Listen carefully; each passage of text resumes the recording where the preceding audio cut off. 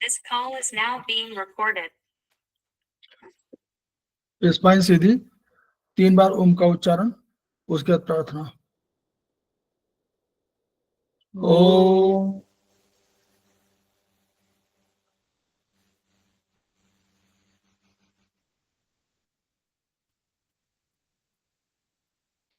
ओम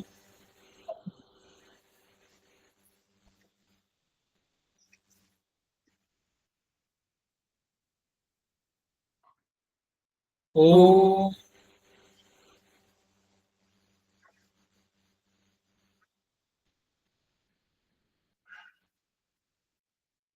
वह शक्ति हमें दो दयानिधे, कर्तव्य मार्ग पर डट जाए, पर सेवा पर उपकार में हम निज जीवन सफल बना जाए। वह शक्ति हमें दो दयानिधे, कर्तव्य मार्ग पर डट जाए।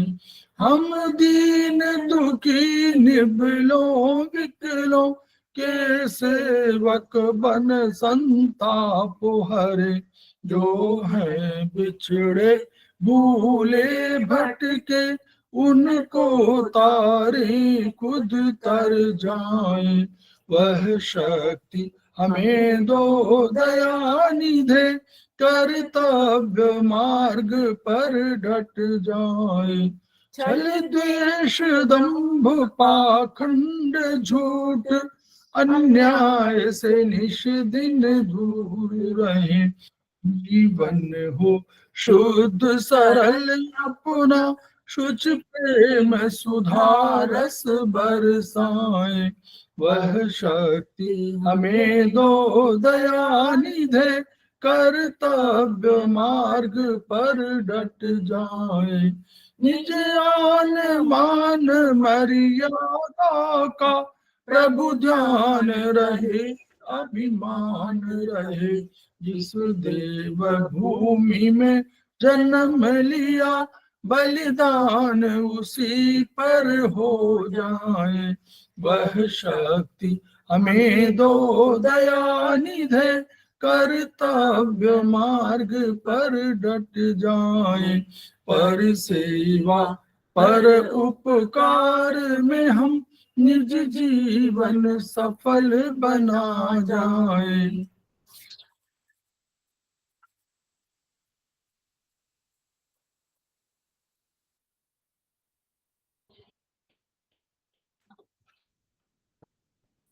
प्रणाम सर। प्रणाम। समवायी क्लासेस में आप सभी का स्वागत है। हमारे बीच में श्रीमती वर्षा श्रीवास्तव, उपाध्यक्ष समवायी फाउंडेशन उपस्थित है, उनका स्वागत है। हमारे बीच में नीतू जैन जो उपस्थित है, जो हमारे समवायी फाउंडेशन के प्रमोटर हैं और आज की क्लासिक के फैकल्टी हैं, उनका स्वागत है। हमारे बीच में संजय सिन्हा जी उपस्थित हैं, उनका स्वागत है। हमारे बीच में अरुण कुमार पाठक जी उपस्थित हैं, उनका स्वागत है। हमारे बीच में कमल कुमार कपिल जी उपस्थित हैं, उनका स्वागत है।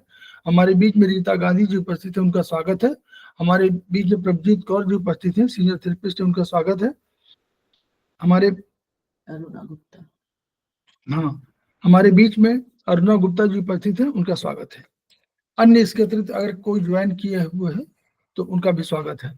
हम लोग समवायी फाउंडेशन के सदस्य हैं और हम लोग एक्यूप्रेशर शोध प्रशिक्षण एवं उपचार संस्थान प्रयागराज से संबद्ध हैं। वहाँ के मनीषी ब्रह्मलीन MP खिमका सर के हम ऋणी हैं, जिनकी वजह से संस्थान को और इस विधा को, एक्यूप्रेशर विधा को ये ऊंचाई और ये ख्याति मिली हुई है। संस्थान का एक मोटो है, each one reach one, each one treat one, each one teach one. उसी को आपके माध्यम से जन जन जागरण अभियान के तहत पूरे विश्व में फैलाने का हमारा सपना है और हमें विश्वास है कि आपके माध्यम से ये विधा जो अपेक्षाकृत कम खर्चीली है, उसका लाभ केवल आपको ही नहीं मिलेगा, आपके घर परिवार के सदस्यों को ही नहीं मिलेगा, आपके पास पड़ोस इष्ट मित्र बंधु बांधवों को ही नहीं मिलेगा, वरन समस्त पीड़ित मानवता को मिलेगा। और इसी विचार के साथ हम आज की क्लास की शुरुआत करने जा रहे हैं। हम लोग सेमेस्टर 3 में ट्रीटाइज 3 और 4 पर चर्चा कर रहे हैं। जो मुख्य उसके पुस्तकें हैं उन पर हम लोग चर्चा कर रहे हैं। आज हम लोग ट्रीटाइज पार्ट 4 पर हम लोग चर्चा करेंगे और इसकी 2 मेरिडियन पर हम लोग चर्चा करेंगे। तो पुनः हम लोग नीतू जैन जी का स्वागत कर रहे हैं और हम लोग उनको आज के क्लास के लिए आमंत्रित कर रहे हैं। ये 2 मेरिडियन हैं, एसआई और किडनी। सर्वप्रथम सर को मेरा नमन। जी सर, यही है। जी सर को मेरा नमन मैं और शेयर सभी करूं। छात्रों को मेरा नमस्ते।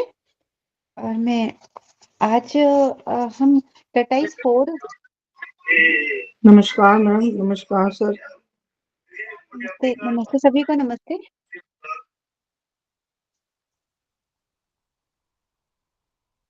तो आज हम टटाइस 4 जो हमारी डॉक्टर वॉल की बुक है उससे हम स्मॉल इंटेस्टाइन मेरिडियन और किडनी मेरिडियन 2 मेरिडियन पे हम चर्चा करेंगे।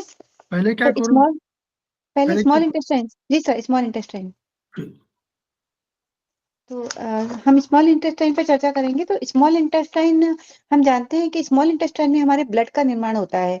हम जो भी फूड के माध्यम से, चाहे हम रोटी खाएं, दाल खाएं, चावल खाएं या फ्रूट्स खाएं, सब्जियां खाएं, कुछ भी खाएंगे, तो फूड के माध्यम से जो भी हम खाते हैं वो हमारे माउथ के मुंह से, फिर गले से, फिर स्टमक, फिर उसके बाद स्मॉल इंटेस्टाइन में जाता है। और स्मॉल इंटेस्टाइन जो हमारी होती है उसकी बनावट एक आरी की तरह से होती है। तो यहाँ पे मैक्सिमम खाने का एब्सॉर्प्शन होता है और ब्लड का निर्माण होता है।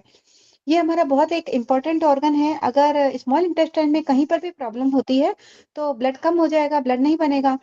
तो टीसीएम के अकॉर्डिंग इसमें 19 पॉइंट्स होते हैं, लेकिन डॉक्टर वॉल के अकॉर्डिंग इसमें 29 पॉइंट्स हैं। तो डॉक्टर वॉल ने हमें इसमें थोड़े पॉइंट और ऐड किए हैं, 10 पॉइंट और ऐड किए हैं, उस हिसाब से 29 पॉइंट हुए हैं।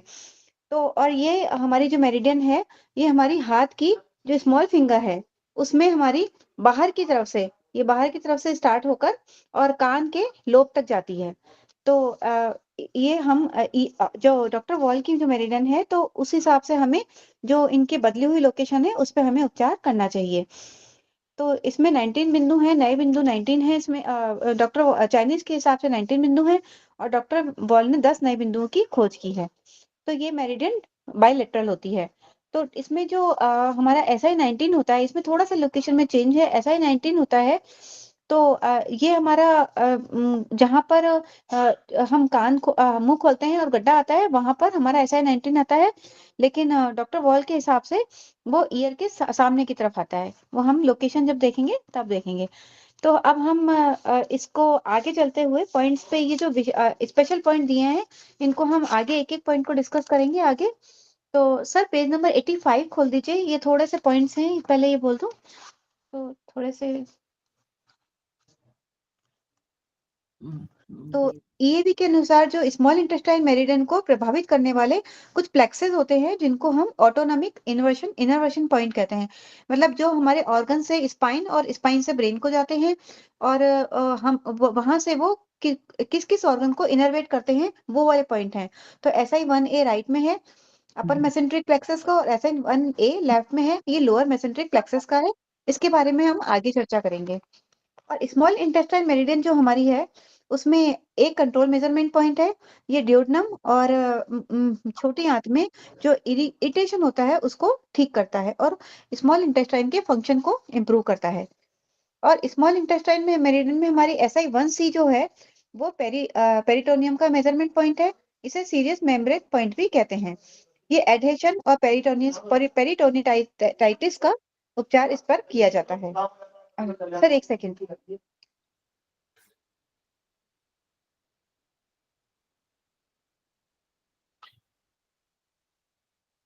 तो स्मॉल इंटेस्टाइन जो है हमारी, उसके 3 भाग होते हैं।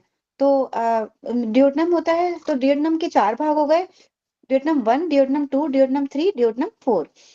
और इसके पॉइंट होते हैं। ड्यूोडेनम 1 का है SI-1-1 राइट में और SI-1C राइट में। ड्यूोडेनम 2 का है SI-1-1 राइट में, SI-1C राइट में। ड्यूोडेनम 3 का भी SI-1-1 राइट में, SI-1C राइट में। और ड्यूोडेनम 4 का है SI-1-1 लेफ्ट में। ये इनके पॉइंट हैं। जो सेकंड पार्ट होता है उसको जिज्नम कहते हैं, उसका पॉइंट है SI-1-1C। जो तृतीय भाग है, थर्ड पार्ट है हमारा, वो इलियम है, जो स्मॉल इंटेस्टाइन का लास्ट पॉइंट होता है। तो वहां पर जो स्मॉल इंटेस्टाइन के हमारे इलियोसिकल वॉल के द्वारा बड़ी आंत से जुड़ता है। ये इलियोसिकल वॉल जो होती है, ये बड़ी आंत और छोटी आंत के जोड़ने का स्थान होता है। यहाँ पर हमारी अपेंडिक्स होती है, तो अपेंडिक्स का जब प्रदाह होता है उसे अपेंडिसाइटिस कहते हैं। तो इसमें हम SI1 राइट और left, SI1-1 right and left, LI4 right, LI4A right, SI1C right पर उपचार देंगे। तो इनके पॉइंट के हम आगे और जब वर्णन करेंगे, तो अब हम सर सीधे पॉइंट पे आ जाएं क्या अब? बस जी सर। तो हम पेज नंबर 87 पे एक एक पॉइंट के बारे में डिटेल में चर्चा कर लेते हैं, क्योंकि जो पीछे वाले पॉइंट है वो इन्हीं पॉइंट्स का रिपीटेशन है। तो सबसे पहले SI1 जो पॉइंट है उस पे हम चर्चा करते हैं। तो SI1 पॉइंट जो है, ये हमारा राइट और लेफ्ट अलग अलग जगह पे अलग अलग इफेक्ट डालता है। तो ये हमारा मेजरमेंट पॉइंट है टर्मिनल पोर्शन ऑफ इलियम, मतलब जो छोटी आंत का जो तीसरा और अंतिम भाग है उसका मेजरमेंट पॉइंट होता है ये। इसमें हमारा इलियोसिकल वॉल होता है, जो कि स्पिंचर होता है, जो मसल जो हमारी SI से LI को ब्लड फ्लो को कंट्रोल करता है। तो उस और वो इलियम का ये पॉइंट है। और इसमें हम जब अपेंडिसाइटिस का उपचार करेंगे, उसका डायग्नोस और ट्रीट के लिए हम, तो इसमें SI1 के साथ में हम SI1 जो है उसमें कौन कौन से पॉइंट ऐड करके, तो ये पूरा एक प्रोटोकॉल है। SI1 राइट में टर्मिनल एंड ऑफ इलियम का पॉइंट है, LI4 राइट में ये सिक्कम का पॉइंट है, ये सिक्कम LI का फर्स्ट पार्ट होता है हमारा।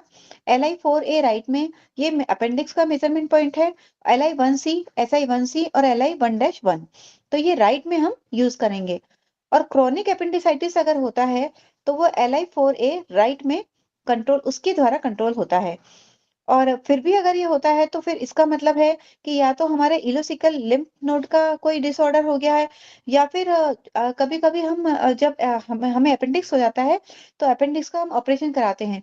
तो अपेंडिक्स के ऑपरेशन में हम देखते हैं कि ऑपरेशन के बाद की जो प्रॉब्लम होती है, तो उसमें क्या होता है कि स्कार्स हो जाते हैं या एडेशन हो जाता है, वो कहीं से फट जाता है। तो हमारे इसमें एक्यूप्रेशर में ये बहुत अच्छा है, उपचार है कि बिना ऑपरेशन के भी हम पॉइंट से उपचार कर सकते हैं। तो इसका पॉइंट है LI और SI का पेरिटोनियम पॉइंट्स हैं ये LI1C और SI1C। अगर उपचार के बाद में स्कार्स पड़ते हैं तो उसके लिए ये पॉइंट है। अब लेफ्ट में जो पॉइंट है वो मेजरमेंट पॉइंट है इलियम का। और उसके बाद में इसमें लिम्फ फोसाइल कॉल्ड पियर पैचेस एक तरह के चित्तियां होती हैं जो स्मॉल इंटेस्टाइन के अंदर हो जाती हैं। तो उसका उपचार भी हम SI1 पर लेफ्ट में करेंगे। और एक है डाइवर्टिकल मैकल्स डाइवर्टिकल एक फंक्शनल डिस्टरबेंस होता है, जब कभी कभी हमारा स्मॉल इंटेस्टाइन उल्टा हो जाता है। तो अगर हम SI1 को लेफ्ट में अगर हम यूज करेंगे तो वो अपने आप ही ठीक हो जाएगा। और ये बाय बर्थ भी हो सकता है, ये वाली बीमारी बाय बर्थ भी होती है और ये ठीक भी हो जाती है। फिर उसके बाद में है कि SI1 राइट और लेफ्ट, वो हम ल्यूकेमिया, अगर श्वेत रक्तता उसे बोलेंगे, अगर WBC ज्यादा बनते हैं या कम बनते हैं, वो बीमारी होती है जिससे रक्त का ब्लड कैंसर भी हो जाता है। अब हम जानते हैं कि ब्लड कैंसर में हमारा WBC की जो रेंज होती है वो नॉर्मल रेंज 4000 से 11000 होती है। लेकिन अगर ब्लड कैंसर होती है तो कभी कभी हमारा जो WBC की रेंज होती है वो 1 लाख तक भी पहुंच जाती है। तो इसमें जो व्हाइट ब्लड सेल बढ़ जाते हैं, तो ऐसा बोन मैरो में प्रॉब्लम के कारण भी हो सकता है। तो हम SI1 को ट्रीट करके इस तरह से हम ट्रीटमेंट कर सकते हैं। फिर नेक्स्ट पॉइंट है हमारा SI1-1। SI1-1 जो पॉइंट है हमारा, ये मेजरमेंट पॉइंट है लिम्फ वेसल का। लिम्फ वेसल का ये क्लीनिंग का पॉइंट है ड्यूोडेनम का। ड्यूोडेनम में 4 पार्ट जो होते हैं, तो 1 2 3 3 पार्ट का ये लिम्फ वेसल का पॉइंट है, जहां पर टर्मिनल इलियम जहां पर मुड़ता है वो। तो SI1-1 अगर खाना नहीं पचता है तो भी हम SI1-1 यूज करते हैं। तो ये और अगर इसको राइट में लगाते हैं तो ये लिम्फ वेसल का पॉइंट है टर्मिनल इलियम का, और अगर लेफ्ट में लगाते हैं तो ये लिम्फ वेसल ऑफ ड्यूोडेनम का पॉइंट है, फोर्थ वाले पार्ट का, जिज्नम का और इलियम का, इनका ये पॉइंट है, उसको ट्रीट करते हैं। अब ये लोकेशन है तो लोकेशन हम देखते हैं कि ये हमारी फिंगर है, तो फिंगर में सनी लोकेशन दिखाइए। तो इस तरह से नाखून के पास में हमारा SI1 जो मेजरमेंट पॉइंट है, और नाखून के जस्ट नीचे जहाँ पे एक हल्का सा गड्ढा पड़ता है, वो SI1-1 मेजरमेंट पॉइंट है। फिर हमारा ये जो वाच जॉइंट है, उसके जस्ट नीचे जब हम हमारी प्रोब को लेके जाएंगे, तो यहाँ पर एक गड्ढा पड़ रहा है, तो ये SI1A पॉइंट है। फिर उसके बाद में जो हमारा पित्त जॉइंट है, जब नीचे जाएंगे पित्त जॉइंट के जस्ट ऊपर यहाँ एक गड्ढा पड़ रहा है, तो ये SI1B पॉइंट है, ये हमारा CMP पॉइंट है। और इसके जस्ट नीचे SI1C पॉइंट है। और SI2 पॉइंट जो है वो हमारा कफ जॉइंट के ऊपर है, SI3 कफ जॉइंट के नीचे है, कफ जॉइंट के नीचे SI3 है। और नीचे जो हमारे जहाँ पे हमारी ये बोन खत्म होती है, वहां पर हमारा पर इन दोनों के बीच में हमारा SI3A पॉइंट है। और उसके बाद में हम SI4A, उसकी लोकेशन हम बुक से देख लेंगे। तो इस तरह से लोकेशन है। फिर जो SI1-1 का है, ये हम इंग्लिश में पढ़ा था, वही हिंदी में लिखा है कि छोटी आंत का ये प्रथम भाग, जिसे ड्यूोडेनम कहते हैं, उसका प्रथम, सेकंड और थर्ड, फर्स्ट, सेकंड और थर्ड, और इलियम का ये राइट में है, और जो लेफ्ट में है वो चौथे का है का, और जीजनम का और इलियम का, ये क्लीनिंग का पॉइंट है। फिर है हमारा SI1A। SI1A जो पॉइंट है हमारा, वो सुपीरियर और इंफीरियर मेसेंट्रिक प्लेक्सस का पॉइंट है। ये ऑटोनॉमिक नर्वस पॉइंट के पार्ट हैं, जो इंटेस्टाइन को नर्व सप्लाई करते हैं। तो जो राइट में है वो सुपीरियर अपर मेसेंट्रिक प्लेक्सस का पॉइंट है, जो इंटेस्टाइन को हमारे ब्लड सप्लाई करता है। और ये ऑटोनॉमिक इनर्वेशन पॉइंट है, जो right half of small intestine, जो हमारी स्मॉल इंटेस्टाइन का राइट में जो हाफ पार्ट होता है, उसको उसके लिए इनर्वेशन के लिए ये पॉइंट है। और जो लेफ्ट में पॉइंट है, ये हमारा इंफीरियर मेसेंट्रिक प्लेक्सस का पॉइंट है। ये हमारे लोअर एब्डोमेन के नेटवर्क का पॉइंट है, जो हमारे हिंड गट और दूसरे ऑर्गन को ब्लड सप्लाई करता है। ये ऑटोनॉमिक इनर्वेशन पॉइंट है, जो कि हमारे half colon, left half of colon को इनर्वेट करता है। और इसको अपर हेमोरॉइड हेमोरॉइडल प्लेक्सस भी कहते हैं। अब इस पॉइंट को हम fibrous tissue supporting the intestine and the bowel, देखिए किस किस में ये इनर्वेटिंग, किस किस को इनर्वेट करता है, वो वहां पर है। जो फाइब्रस टिश्यू होते हैं जो सपोर्ट कर रहे हैं, वहां पे जो जिन जिन को वो इनर्वेट करेगा, उनके नाम यहाँ दे रखे हैं। एक तो ये ड्यूोडेनम को इनर्वेट करेगा, पेनक्रिया को, जिजनम को, इलियम को, सिक्कम को, असेंडिंग कॉलम को, ट्रांसवर्स कॉलम को, ओवरी को, इनको ये इनर्वेट करेगा। और SI1A राइट में अगर हम लगाते हैं, तो ये कंट्रोल और बैलेंस करता है, जो हमारा ड्यूोडेनम में जो बाइल बनता है, उसकी सप्लाई को और एक्सक्रीशन को हमारे कंट्रोल करता है। तो इस तरह से हम SI1A को यूज करके हम मेसेंट्रिक प्लेक्सस में काम कर सकते हैं। फिर नेक्स्ट पॉइंट है हमारा SI1B। ये हमारा CMP पॉइंट है, इंपॉर्टेंट पॉइंट होता है CMP पॉइंट, हम जानते हैं। और जब भी हमें स्मॉल इंटेस्टाइन के पॉइंट यूज करने होते हैं, तो हम CMP पॉइंट को जरूर यूज करते हैं। तो ये हमारा स्मॉल इंटेस्टाइन और ड्यूोडेनम का पॉइंट है। और अगर राइट में लगाते हैं तो, और लेफ्ट में अगर हम लगाते हैं, तो भी ये स्मॉल इंटेस्टाइन और ड्यूोडेनम का पॉइंट है। तो ये हमारे अगर कहीं ना कहीं कहीं पे भी कोई क्षोभ हो रहा है ड्यूोडेनम या इंटेस्टाइन में, कहीं पे भी कोई पेन हो रहा है या इन्फ्लामेशन हो रही है, तो उसका ये CMP पॉइंट है। और ये शोल्डर और स्कैपुला, ये इसमें इंपॉर्टेंट है कि अगर हमें शोल्डर और स्कैपुला में पेन हो रहा है, तो भी हम SI1B को यूज करेंगे। शोल्डर और स्कैपुला के पॉइंट आगे भी आएंगे, वो भी हम और देखेंगे, जैसे कि SI3 है, वो भी आएगा, उसे भी हम आगे देखेंगे। अब है SI1C। SI1C हमारा पेरिटोनियम का पॉइंट है। तो राइट में अगर हम लगाते हैं इसे, तो ये सीरियस मेम्ब्रेन पॉइंट है पेरिटोनियम का, जो कि ड्यूोडेनम 1, 2, 3 और टर्मिनल इलियम के लिए काम करता है। और अगर लेफ्ट में लगाते हैं, तो ड्यूोडेनम 4 और जिजनम और इलियम पे ये काम करता है।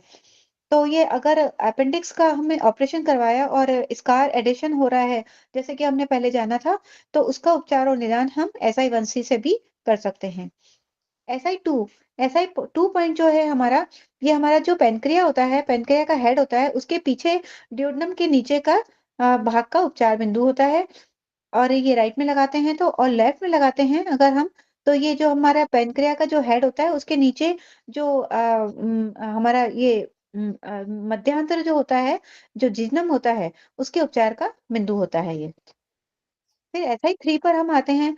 SI3 जो है हमारा, ये जो हमारा ड्यूोडेनम है, उसके नीचे की मोड़, जो नीचे का जहाँ से वो टर्न होता है, वहां से और अवरोही, अवरोही मतलब कि जहाँ पे ऊपर की ओर असेंडिंग कॉलम जो होता है, उसमें अगर अब कोई फुंसियां हो गई हो या अंकुर हो गए हों या कोई अलग इन्फेक्शन हो गया हो, उसके बिना बीमारी का, उसके रोगों के लिए ये उपचार का बिंदु है SI3, अगर हम राइट में लगाते हैं तो। और अगर लेफ्ट में लगाते हैं तो ये ड्यूोडेनम और जिज्नम के बीच के मोड़ का उपचार का बिंदु है। उनका जो ड्यूोडेनम और जिज्नम के जो बीच का मोड़ होता है, जहाँ जॉइंट होता है, वहां के उपचार का बिंदु SI3 है। और इसे भी हम शोल्डर और स्कैपुला पेन में यूज करते हैं। तो SI1B और SI3, ये 2 पॉइंट हमें मिले हैं। आगे 1-2 पॉइंट और हैं जो हमें शोल्डर और स्कैपुला पेन में ये मिलेंगे। सब ये सब रिपोर्ट जो है मेडिकल रिपोर्ट में दिखाई पड़ेगा। ये जो आपको दिखाई दे रहा है कि कहाँ पर प्रॉब्लम है, तो ये मेडिकल रिपोर्ट में आएगा, हम लोगों के उसमें नहीं है कोई। ठीक है, ध्यान जी सर, रखिएगा। जी सर। फिर है SI3A। SI3A हमारा वेटर्स पेपिले और पेयर्स प्लेग का पॉइंट है। ये ड्यूोडेनम में बाइल फ्लो को रेगुलेट में हेल्प करता है। ये अगर अगर कोई रुकावट होती है तो फुंसियां और चित्तियां हो जाती हैं, उसको ये वेटर्स पेपिले और पेयर्स प्लेग कहते हैं। तो हम SI3A को यूज कर सकते हैं जब हम राइट में लगाते हैं। और लेफ्ट में लगाते हैं तो ये पेयर्स पेपिले हो जाता है इलियम में, उसका ये अच्छा पॉइंट है, इसके उपचार का ये पॉइंट है। फिर लोकेशन हम बुक में आगे देख सकते हैं। और आगे के पॉइंट पर हम आते हैं SI4 पर। तो SI4 जो पॉइंट है हमारा, ये राइट में जो है, ये हमारा upper horizontal portion of duodenum including the medial in front of GB. मतलब गॉल ब्लैडर के ड्यूोडेनम फ्लेक्सस, जो फ्लेक्सर है, उसमें ड्यूोडेनम का ऊपरी ऊपरी भाग लगा होता है। तो उसका ये पॉइंट है, मतलब हमारा ड्यूोडेनम है, उसके हॉरिजेंटल भाग का उपचार का ये बिंदु है SI4, राइट में अगर हम ट्रीट करते हैं तो। और लेफ्ट में अगर हम ट्रीट करते हैं तो ये ascending portion of duodenum, duodenum का जो ऊपर का असेंड, ऊपर चढ़ता हुआ भाग है, उसका लेफ्ट में ये हम SI4 यूज करते हैं। और यह पॉइंट भी शोल्डर और स्कैपुला पेन के लिए हमारे उपचार में आता है। तो हमने 3 पॉइंट देखे, SI1B, SI3 और SI4। ये 3 पॉइंट हमें शोल्डर और स्कैपुला पेन के लिए काम हम ले सकते हैं। फिर SI4A। SI4A हमारा मेसेंट्रिक लिम्फ नोड का पॉइंट है कि एक छोटे मटर की साइज के इम्यून सिस्टम ऑर्गन होते हैं जो कि एब्डोमेन में लोकेटेड होते हैं और इंटेस्टाइन से लिम्फ ड्रेन में हेल्प करते हैं। जब इंटेस्टाइन से जब लिम्फ आता है तो उसको ड्रेनेज में वो हेल्प करते हैं। ये हमारे डिफेंस सिस्टम का पार्ट होते हैं। अगर इनमें कोई प्रॉब्लम होती है तो इन्फ्लामेशन हो जाती है, तो इन्फेक्शन भी हो जाता है, इन्फ्लामेशन भी हो जाता है, तो हम SI4A को यूज करते हैं। ये मेसेंट्रिक लिम्फ नोड का पॉइंट है। अब है SI5। SI5 पॉइंट है हमारा सेकंड मेजरमेंट पॉइंट है प्रॉक्सिमल रिस्ट जॉइंट का, जो हमारे कलाई की जोड़ का द्वितीय माप बिंदु से बोलते हैं। अगर कलाई की जोड़ में कोई प्रॉब्लम होती है तो हम SI5 को यूज करते हैं। फिर है हमारा SI6 पॉइंट, ये सर्वाइकल वर्टिब्रा का पॉइंट है। सर्वाइकल में अगर हमें कोई प्रॉब्लम होती है तो हम SI6 को यूज करते हैं। SI7 हमारा अपर एक्सट्रीमिटीज का नर्व्स का पॉइंट है। तो अगर हमें हाथ या बाहों में अगर कोई प्रॉब्लम है और वो नर्व्स की प्रॉब्लम है, नर्व से रिलेटेड प्रॉब्लम है, तो हम SI7 को यूज करेंगे। यहाँ पे जो नर्वस फंक्शन है अपर एक्सट्रीमिटीज का, वो हम उसको इन्वेस्टिगेट भी कर सकते हैं, पता भी लगा सकते हैं कि वो है या नहीं, तो ये इसको टेस्ट भी कर सकते हैं इस पॉइंट से। तो ये अगर इरिटेशन हो रहा है अपर एक्सट्रीमिटी में, तो उसके कई रीजन हो सकते हैं। या तो बोन और टेंडन में कोई ना कोई अफेक्शन हो रहा है, कोई ना कोई प्रॉब्लम हो रही है, या फिर ये तो उसके लिए हम UB11 पॉइंट को यूज करेंगे। अगर नर्व से कोई प्रॉब्लम हो रही है तो SI7 को हम यूज करेंगे। और अगर मस्कुलर अफेक्शन हो रहा है, कोई मस्कुलर प्रॉब्लम हो रही है, तो हम SI9 को यूज करेंगे। तो हम इसको हमारे रिपोर्ट में भी देख सकते हैं, रिपोर्ट में बता करके देख सकते हैं कि कहाँ से हमें प्रॉब्लम आ रही है। नर्व की प्रॉब्लम हो तो SI7 यूज करेंगे, बोन की प्रॉब्लम है, बोन टेंडनस की प्रॉब्लम है तो UB11 यूज करेंगे, और मस्कुलर की कोई प्रॉब्लम हो रही है तो हम SI9 यूज करेंगे। फिर और SI8 पर तीनों पे मेथी लगा दीजिए। अगर कभी आपको समझ में नहीं आ रहा तो तीनों में UB11 में मेथी, SI7 में थी, SI9 में थी। क्लियर? तो तीनों जो आपका भी प्रॉब्लम है तीनों सॉल्व हो जाएगी। जी सर। फिर नेक्स्ट पॉइंट है हमारा SI8। ये हमारा एल्बो जॉइंट का पॉइंट है, जो हमारा एल्बो की जॉइंट होती है उसका पॉइंट है। तो इसमें अगर टेंडन्स में, इसमें टेनिस एल्बो होती है। टेनिस एल्बो एक टेंडन्स में हमारे स्वेलिंग हो जाती है, जो हमारा अपर आर्म, ये वाले आर्म होती है और नीचे वाले आर्म होती है, जो जुड़ता है यहाँ पर एक टेंडन्स जो होते हैं, उसमें हमारे स्वेलिंग हो जाती है। तो उसके लिए हम SI8 के साथ में जो सर्कुलेशन मेरिडियन है उसका CI3 और LI11, ये तीनों पॉइंट हम यूज करेंगे। तो हमें ये इसमें टेनिस एल्बो में बहुत ज्यादा पेन होता है, बहुत सीवियर पेन होता है और हम सहन नहीं कर सकते हैं। तो अगर हम इन पॉइंट को यूज करेंगे तो हमें बहुत रिलीफ इस पॉइंट से मिलेगा। नेक्स्ट पॉइंट है हमारा SI9। SI9 हमारा SMP पॉइंट है, मसल ऑफ अपर एक्सट्रीमिटीज का। ये अपर एक्सट्रीमिटीज का है और इसमें आर्म्स की मसल भी इंक्लूडेड है। अगर आर्म्स की मसल में भी कोई प्रॉब्लम होती है तो भी हम SI9 को यूज कर सकते हैं। तो ये मसल और टेंडन, अपर आर्म की टेंडन्स के लिए भी है, मसल्स के लिए भी है, फोर आर्म्स के लिए भी है और हैंड के लिए भी है। इन सब के लिए ये काम आता है। और अगर इसमें हमारे हमें हमें कहीं डेफिशिएंसी हो गई है तो ये टेंडोमाइसोटाइस और टेंडोवेजाइनाइटिस, ये इन्फ्लामेशन के नाम है। इन्फ्लामेशन कई तरह की होती है, तो ये इन्फ्लामेशन के नाम है जो हमें रिपोर्ट में हमें पता चलेंगे। तो ये फोर आर्म में अगर कोई डेफिशिएंसी हो गई तो हम उसके लिए SI9 पॉइंट यूज करेंगे। फिर हमारा नेक्स्ट पॉइंट है SI10। SI10 हमारा थर्ड मेजरमेंट पॉइंट है। ये शोल्डर जॉइंट के लिए है। शोल्डर जॉइंट में हमारा जो पीछे का जोड़ होता है उसका ये थर्ड मेजरमेंट पॉइंट है। फिर SI15। SI15 हमारा, हम जानते हैं कि हमारे बॉडी में एक ग्लैंड्स होती हैं बहुत सारी। तो जो पिट्यूटरी ग्लैंड होती है, तो वो उसका जो एंटीरियर लोब होता है उसका, तो उसका ये SI15 पॉइंट है। और SI15 के साथ में अगर हम TW16 और GB21 पर उपचार देंगे तो हमारा उपचार स्ट्रांग हो जाएगा, अगर पिट्यूटरी ग्लैंड में कोई प्रॉब्लम आ रही है तो। तो फिर नेक्स्ट पॉइंट है पिट्यूटरी ग्लैंड का उपचार करना हो तो 4 पॉइंट आपको मिल गए। SI15 मिल गया, TW16 मिल गया, GB21 मिल गया और TW3 मिल गया। आप लोग नोट कर लीजिए, 4 पॉइंट हो गया ना। जितने हार्मोन, 7 हार्मोन्स निकल रहे हैं इंटीरियर लोब से निकल रहे हैं। इंटीरियर लोब में SI15, TW3, TW16, GB21, 4 point इतने बढ़िया हो गए। आप नोट कर लो आप लोग जी। चलिए सर, ये इसकी प्लॉटिंग जो करनी है, ये बायोल में तो है नहीं, बॉडी में ही करनी होगी। नहीं, ब्यूल चार्ट में है। ये जो बायोल चार्ट में दिए उस पे कर सकते हैं इनको। हाँ हाँ बिल्कुल, SI16 तो आई है, ये तो ब्यूल चार्ट का ही तो है। ठीक है सर, कर दे। Okay, thank you sir. तो ब्यूल, ये तो ब्यूल चार्ट में भी कर सकते हैं, कोई जरूरी नहीं कि बॉडी में करें आप। ठीक है, राइट सर। नेक्स्ट पॉइंट है हमारा SI16। तो SI16 जो हमारी क्रेनियल नर्व है, तो उसकी जो 10th वाली वेगस नर्व है जो हमारी पूरी बॉडी में जाती है, तो उसका cranial segment of vagus nerve का पॉइंट है, जिसको वेगस नर्व कहते हैं। उसका ये माप बिंदु है, उसका ये SI16 पॉइंट है। तो यहाँ पर हम ऑटोनॉमिक स्टीयरिंग ऑफ लेरिंग्स के लिए हम इस पॉइंट को यूज करेंगे। हमें लेरिंग्स में अगर कोई प्रॉब्लम होती है तो हम SI16 को यूज करेंगे, उसके बैलेंस के लिए हम उसको यूज करेंगे। अब इसमें अगर अपर सर्वाइकल गैंग्लियन की, अगर लैरिंक्स और फेरिंक्स की ब्रांचेस के लिए कोई प्रॉब्लम होती है, ये अगर तो कोई प्रॉब्लम होती है तो हम UB10A पॉइंट उसमें यूज करेंगे। तो ये एक नर्व जो सर्वाइकल गैंग्लियन है, ये ग्रुप ऑफ नर्व है उसमें जहां पर सेल बॉडी पड़ी है। जैसा कि हमें सर ने बताया, गैंग्लियन एक वो जगह होती है जहां पर सेल बॉडी पड़ी हुई होती है। तो उसके लिए हम UB10A पॉइंट यूज करेंगे। फिर नेक्स्ट पॉइंट है ST8C। जिनके गले में बोलने में थोड़ा सा बहुत वैसे आती है, खराश होती है या बोलने में प्रॉब्लम होती है, तो एक बढ़िया पॉइंट आपको मिला, वो SI16 में मेथी लगा दीजिए। लैरिंग्स में, स्वर यंत्र में कहीं प्रॉब्लम हो रही हो तो आप इसको लगाइए मेथी। आप देखते ना, हॉर्स आवाज होती है, याद है ना, बड़ी वैसे आवाज। चलिए फिर ST8C हमारा सर्वाइकल पार्ट है का पॉइंट है, जो वेगस नर्व हमारे लैरिंजियल नर्व में जाती है। लैरिंग्स को जो सप्लाई करने वाली नर्व होती है और सर्वाइकल के लिए, उसका ST8C पॉइंट है। फिर ST8D, ये हमारा फेरेंजियल प्लेक्सस है, नर्व वेगस नर्व का, जो कि हमें पैरासिम्पैथेटिक सप्लाई देती है। लैरिंग्स और फेरिंग्स को जो इसमें जो पैरासिम्पैथेटिक नर्व होती है वो सप्लाई देती है लैरिंग्स और फेरिंग्स को।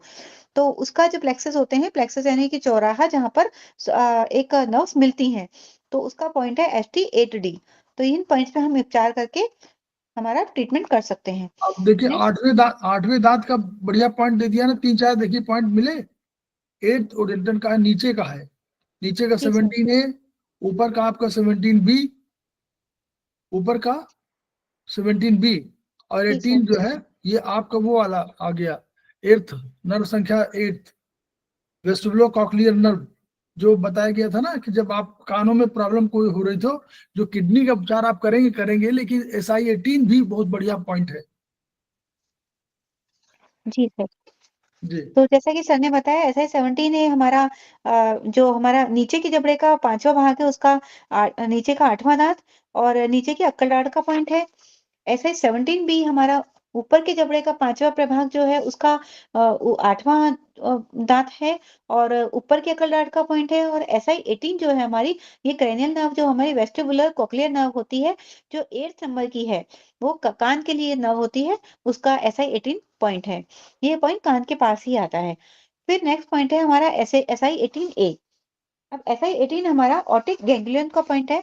ये एक छोटी ओवल शेप की नर्व सेल बॉडी का कलेक्शन होता है, तो उसको ऑप्टिक गैंग्लिया बोलते हैं। तो ये ऑटोनोमिक इनर्वेशन का पॉइंट है। अगर हमें ऐसा इस पे उपचार देना है तो हमें नर्व से अगर उसको ट्रीटमेंट को जोड़ना है तो हम SI18A को ऐड कर देंगे। अब SI18B, SI18B हमारा ऊपर के जॉ सेक्शन का पॉइंट है, जिसमें कि हमारा 6th 9th दांत आता है और हमारा ऊपर के जबड़े में अंतिम दाढ़ के बाद का जो रिक्त अंतिम दाढ़ होती है उसका रिक्त स्थान होता है। अगर वहां पे कोई प्रॉब्लम हो रही है, कई बार रिक्त स्थान होता है वहां पे हमें स्वेलिंग हो जाती है या इन्फेक्शन हो जाता है, अगर वहां पे कोई प्रॉब्लम हो रही है तो हम SI18B को हम यूज करेंगे। अगर फिर 8वां ओडेंटन समाप्त हो गया है, अगर 8वां ओडेंटन निकाल दिया गया है तो भी 9th में बिल्कुल स्पेस अलग से रहेगा, 8th के बाद 9th में रहता है। तो आप इसको इस पॉइंट को उसको ट्रीट कर, जब अगर 8th वाला निकल गया है तो भी आपको 8th के साथ साथ 9th वाले को भी यूज करिए, क्योंकि वो भी तो स्पेस अपने उस पर जगह ही नहीं, वो तो ऑलरेडी खाली रहता है, 9th ओडेंटन होता नहीं है, लेकिन वो जगह स्पेस कर उसको इशारा कर रहे हैं कि 18B में आप उसका ट्रीटमेंट करिए, अगर 8th आपका निकल गया तो भी। जी जी सर। फिर नेक्स्ट पॉइंट है हमारा SI19 जो कि हमारा लास्ट पॉइंट है। ये हमें कम सुनने के लिए भी काम आता है SI19 और एक्सटर्नल ईयर और एक्सटर्नल ऑडिटरी कैनाल का पॉइंट है। तो ये उसके लिए हम ये पीना पीना एक बाहरी कारण होता है उसका पॉइंट है। वो उसमें एक्सटर्नल ईयर में क्या क्या आता है, एक्सटर्नल ईयर में हमारे पीना और एक्सटर्नल ऑस्टिक मेटस, ये एक बाहरी कर्ण का कुहर एक्सटर्नल ऑडिटरी कैनाल होती है। ये एक्सटर्नल ईयर में ये दो चीजें आती हैं, तो उसके लिए हम SI19 पॉइंट को यूज करेंगे। ये भी कि हमारा जो डॉक्टर हॉल के अनुसार यह बिंदु जो है SI19, ये हमारा इसकी लोकेशन थोड़ी चेंज है।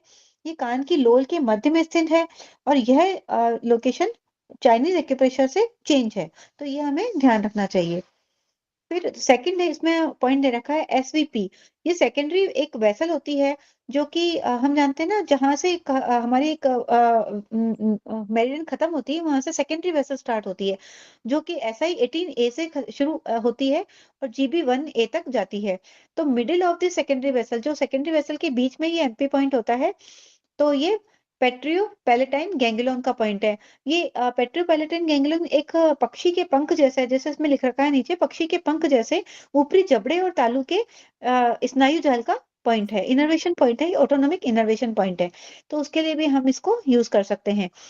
फिर नर्वस डिसीज अगर कोई होती है तो हम SI और ड्यूोडेनम को के लिए हम इस पॉइंट को SI19 को यूज कर सकते हैं। और राइट शोल्डर में अगर पेन है या उसमें अगर तो वो हो सकता है कि हमारे स्मॉल इंटेस्टाइन के ड्यूोडेनम से रिलेटेड हो, उसमें कोई डिस्टरबेंस हो रहा हो, तो वो भी तब भी हमें राइट शोल्डर में पेन हो सकता है, तो हम इस पॉइंट को यूज करते हैं। और एपेंडिसाइटिस में भी हम इस पॉइंट को यूज कर सकते हैं, तो उसके लिए हम डायग्नोस भी कर सकते हैं इस पॉइंट से और ट्रीट भी कर सकते हैं।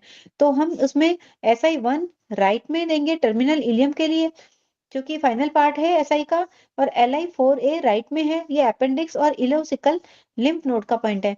तो हमारा अपेंडिक्स राइट साइड में होता है, तो अपेंडिक्स के लिए हम राइट साइड में ये ट्रीटमेंट देंगे। फिर ये जो पॉइंट बता रखे हैं ये उन्हीं का रिपीटिशन है, जैसे SI1 भी राइट में है, ये CMP है, स्मॉल इंटेस्टाइन के लिए है। जो इंपॉर्टेंट पॉइंट है उनका एक बार रिपीट कर रखा है इसमें। SI1C राइट में है, ये सीरियस मेम्ब्रेन का पॉइंट है स्मॉल इंटेस्टाइन के लिए। SI1A राइट में अगर हम लगाएंगे, ये अपर मेसेंट्रिक प्लेक्सस है जो हमने अभी देखा था। ये कंट्रोल और बैलेंस करता है हमारे बाइल्स को, ड्यूोडेनम में जो बाइल्स का जाता है उसकी सप्लाई और एक्सक्रीशन को ये कंट्रोल करता है। SI2 राइट में जो है वो लोअर हॉरिजॉन्टल पोर्शन जो हमारे ड्यूोडेनम में होता है उसको कंट्रोल करता है। SI3 राइट में है जो है वो हमारा ड्यूोडेनम का डिसेंडिंग पोर्शन को कंट्रोल करता है। SI43 राइट में है वो हमारा स्टमक के राइट पोर्शन को कंट्रोल करता है। SI45 राइट में जो है वो हमारा पाइलोरस को कंट्रोल करता है। पाइलोरस के लिए मेजरमेंट पॉइंट है। ये हमारा एसिड बेस रेशियो को, स्टमक में हमारा एसिड बेस रेशियो होता है उसको ये कंट्रोल करता है। CV4 ये अलार्म पॉइंट है स्मॉल इंटेस्टाइन का। तो अलार्म पॉइंट से हम जान सकते हैं कि हमारे स्मॉल इंटेस्टाइन में कोई प्रॉब्लम है या नहीं है। तो अलार्म पॉइंट हमें ये बता देता है, उसे हम छूकर पता कर सकते हैं कि वो हमारे स्मॉल इंटेस्टाइन में कोई प्रॉब्लम तो नहीं है। तो इस तरह से हम स्मॉल इंटेस्टाइन जो हमारे एब्जॉर्प्शन के लिए बहुत इंपॉर्टेंट ऑर्गन है उसके हमने पॉइंट्स देखे। तो इस तरह से हम उसको यूज करके, जैसे एपेंडिसाइटिस एक बहुत अच्छी बड़ी बीमारी होती है तो उसके लिए हम इसको ट्रीट करके उस पॉइंट को यूज करके और इस बीमारी को हम ठीक कर सकते हैं। तो अब हम सर किडनी कितनी महत्वपूर्ण जो है ये आपको मिली है, कितनी महत्वपूर्ण है। इसमें जो है केवल एक ही SI का ही नहीं इलाज है, तमाम और चीजों का इलाज है, दूसरे ऑर्गन्स का भी इलाज इसमें है। और ये बहुत बढ़िया वो है, देखिए इसके बढ़िया पॉइंट, मतलब जो साइंटिफिक जो मॉडर्न साइंस कह रहे हैं उनके सबके पॉइंट्स को डॉक्टर वॉल ने लिखा है। एक एक पॉइंट अपने आप में बहुत अर्थपूर्ण है। आप ड्यूडेनम अल्सर हो रहा तो इन्हीं इतने पॉइंट्स में आप 4-5 पॉइंट 5-6 पॉइंट भी लगा देंगे। CV1 लगा दें, CV4, SI1B-R CMP है उसका उसका जरूर लगाइए। सेरस मेम्ब्रेन कोटिंग उसका लगा दीजिए। ये आप MP पाइलोरस बैलेंस ST45R लगा दीजिए, ST43 सब राइट R वाले।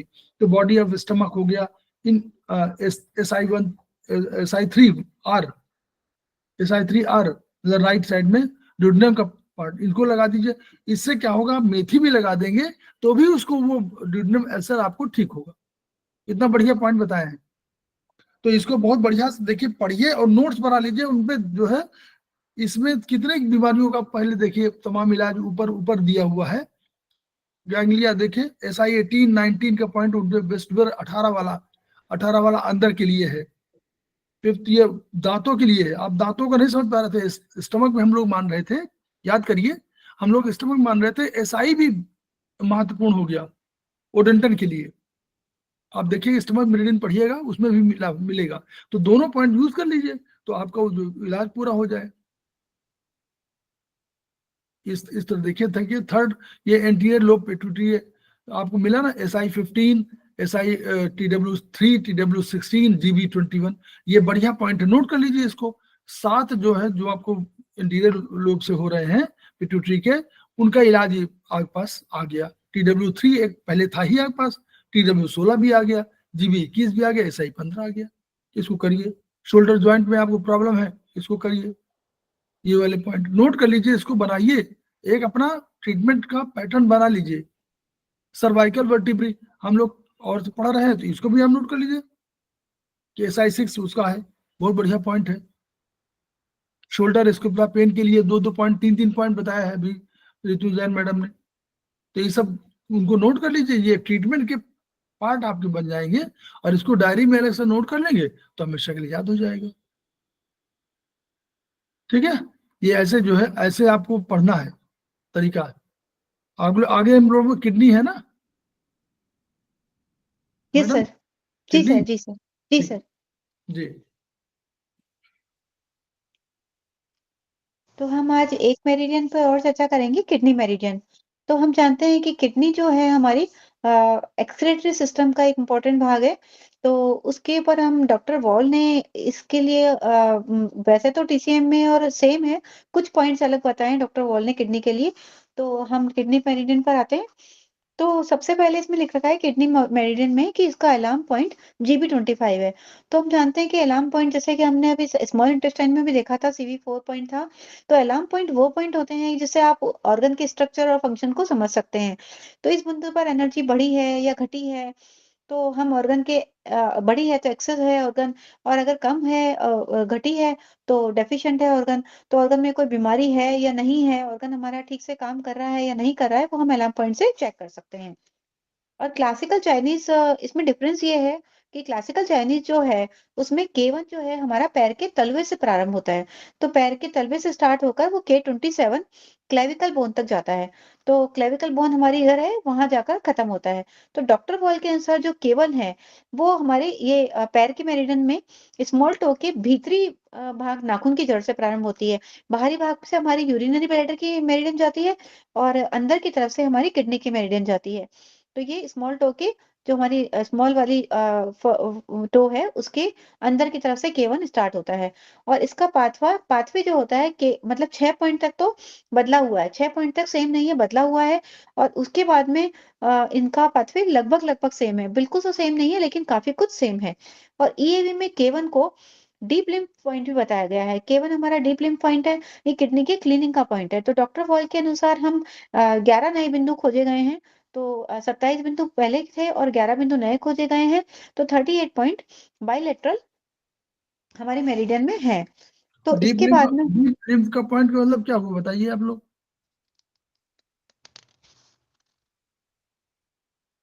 आप डीप लिम्फ का मतलब क्या पॉइंट हुआ? किडनी की डीप लिम्फ हम लोगों ने लिम्फ पढ़ा है ना, organ OR point.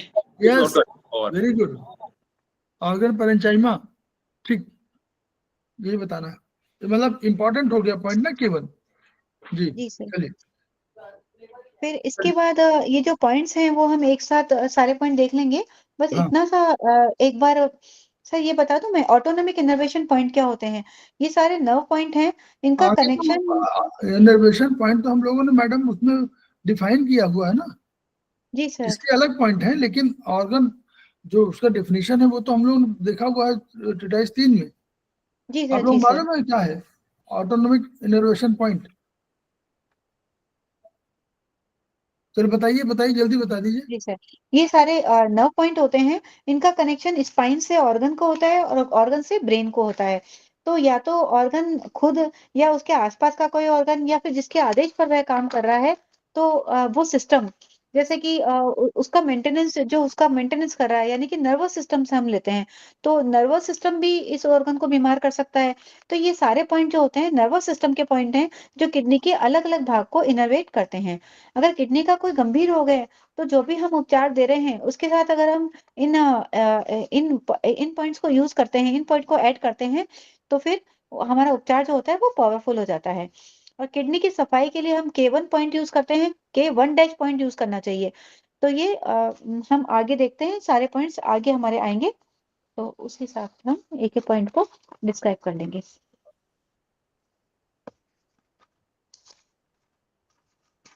तो सबसे पहले पॉइंट है हमारा K1 पॉइंट। K1 पॉइंट हमारा रीनल पेल्विस का पॉइंट है। रीनल पेल्विस वो पार्ट होता है जहां से यूरिन छनकर आता है, तो इसे किडनी की नाभि का पॉइंट भी कहा जाता है। तो सॉरी, किडनी को बैलेंस करने के लिए अगर इसकी नाभि बैलेंस कर देते हैं अगर, तो किडनी बैलेंस हो जाती है। तो हम क्लीनिंग के लिए हम इस पॉइंट को यूज करते हैं। तो इसके लिए हम एक पूरा वो भी दे रखा है, इसमें पूरा का पूरा प्रोटोकॉल दे रखा है। तो ये ST44C है और ये जो सारी पॉइंट्स की लोकेशन है वो थोरेटिक 12 से लेके नंबर 3 तक इनकी लोकेशन है। तो ST44C लेफ्ट एंड राइट में है। ये मेजरमेंट पॉइंट कॉलिक प्लेक्सस का पॉइंट है। ये अपर एब्डोमेन में बंडल ऑफ नर्व्स होती हैं जो कि ब्रेन को पेन सिग्नल देते हैं, तो उसका पॉइंट है ST44C। और UB16C, ये ST44C नाभि खसकने का भी पॉइंट होता है। हम स्टमक पॉइंट में देखेंगे तो नाभि खसकने का भी ये पॉइंट है। और UB16 लेफ्ट एंड राइट पे अगर हम देते हैं तो ये मेजरमेंट पॉइंट है थोरेटिक पार्ट ऑफ सिंपैथेटिक नर्व का। सिंपैथेटिक नर्व जो हमारी होती है उसका थोरेटिक पार्ट जो होता है पीछे हमारा, उसका ये UB16 पॉइंट है। K1-2 ये लेफ्ट एंड राइट में हमारा रीनल प्लेक्सस का पॉइंट है जो किडनी से कनेक्ट करता है। फिर K21 लेफ्ट एंड राइट में हमारा हेपेटिक ब्रांच का वेगस नर्व जो हमारे लीवर तक जाती है उसका पॉइंट है K21 लेफ्ट एंड राइट में देने से। K19 लेफ्ट एंड राइट में रीनल ब्रांच का वेगस नर्व जो हमारे रीनल ब्रांच तक जाती है, किडनी के रीनल तक जाती है, वहां तक उसका पॉइंट है। तो हम किडनी देखते हैं कि रीनल किडनी में जो हम लोग किडनी के लोकेशन जो हम लोगों ने पढ़ा है उसका वो ध्यान रखिएगा।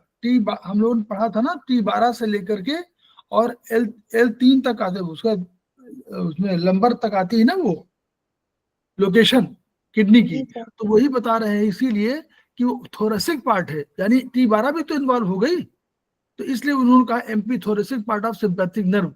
तो ये UB16 इसलिए काम कर रहा है क्योंकि लोकेशन ऊपर वाले पॉइंट पर उसका ऊपर से शुरू हुई नीचे तक आई, तो वो पॉइंट जो उसको आ गया थोरेसिक और लंबर दोनों इन्वॉल्व हो गए, इसलिए उसको एक थोरेसिक पार्ट भी जो जरूरी है किडनी की ट्रीटमेंट के लिए।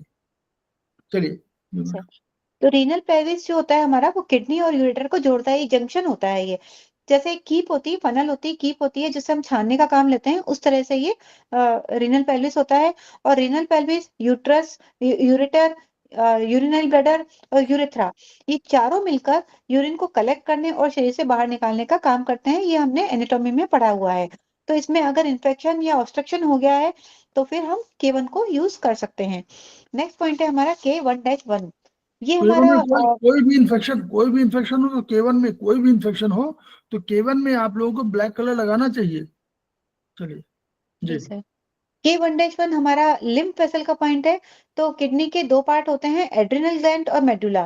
तो जो मेडुला होता है वो अंदर वाला भाग होता है। तो K1-1 जो होता है वो एड्रिनल ग्लैंड का भी लिम्फ यानी कि क्लीनिंग का पॉइंट है। तो हम जब एड्रिनल ग्लैंड को भी क्लीनिंग की जरूरत होती है तो उसके लिए हम K1-1 पॉइंट यूज करेंगे। वहां पर भी अगर इन्फ्लामेशन हो गई है, कोई सिंकिंग हो गई है, फोड़ा फुंसी हो गई है, तो हम K1-1 पॉइंट को यूज करेंगे। फिर नेक्स्ट पॉइंट है हमारा K1-2। ये हमारा नर्वस सिस्टम का पॉइंट है, यानी कि नर्वस सिस्टम के माध्यम से ये किडनी को कनेक्ट करता है। तो ये ऑटोनोमिक नर्वस सिस्टम से जुड़ा हुआ है। हमें बॉडी को बताना नहीं पड़ता है कि क्या काम करना है, क्योंकि वो ऑटोनोमिक काम कर रहा है। तो उसके अलावा ये सिंपैथेटिक नर्व का भी पॉइंट है। तो दो तरह की नर्व होती है, सिंपैथेटिक और पैरासिम्पैथेटिक। तो कोई कहीं सिक्रेशन बढ़ाना है या कहीं कम करना है, तो अलग-अलग जगह पे ये कहीं पे सिकुड़ के तो कहीं फैल के उसके बहुत सारे काम होते हैं। तो ये सिंपैथेटिक नर्व का पॉइंट है। ये रीनल प्लेक्सस का इनर्वेशन पॉइंट है। ये किडनी, टेस्टिकल, ओवरी को इनर्वेट करता है। अगर गंभीर रोग में इस पॉइंट को यूज करते हैं तो उपचार की हमारी इंटेंसिटी बढ़ जाती है। तो ये हमारे यूरिन को रोकता भी है और स्पिंचर को बंद करता है। हम जानते हैं कि स्पिंचर हमारे दो होते हैं। तो एक तो हमारे कंट्रोल में होता है और एक हमारे कंट्रोल में नहीं होता है। तो जो हमारे कंट्रोल में नहीं होता है तो उसको ये कंट्रोल करता है, उस स्पिंचर को बंद करता है। वरना अगर हम वो हमें पता ही नहीं चलेगा और हमारा यूरिन हमारे बिना चाहे बाहर निकल जाएगा। तो ये मूत्र को रोकता है, स्पिंचर को बंद करता है। तो ये इसको K1 नॉर्मली टोन करना है, इसको जी नॉर्मली सर। टोन करना है 1-2 को। फिर ये लोकेशन है, आप देख सकते हैं कि पैर में हमारे जो स्मॉल टो है उसमें अंदर की तरफ K1 पॉइंट है। फिर नीचे K1-1, K1-2, 1-3 ये हमारा CMP पॉइंट है।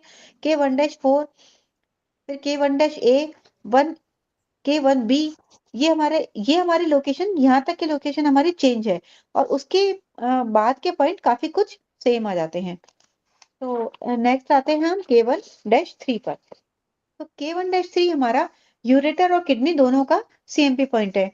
तो ये अगर यूरेटर में या किडनी में कोई प्रॉब्लम आती है तो हम इस यूरेटर हमारे दो नलियां होती हैं जो जहां से यूरेट्रा में हमारा यूरिन इकट्ठा होता है। तो ये K1-3 किडनी और यूरेटर का पॉइंट है। K1-4 ये हमारी किडनी का पेरिटोनियम का पॉइंट है। तो अगर राइट में या जो हमारा एक सेकंड बता, देखिए K1-3 ये आपका CMP पॉइंट है।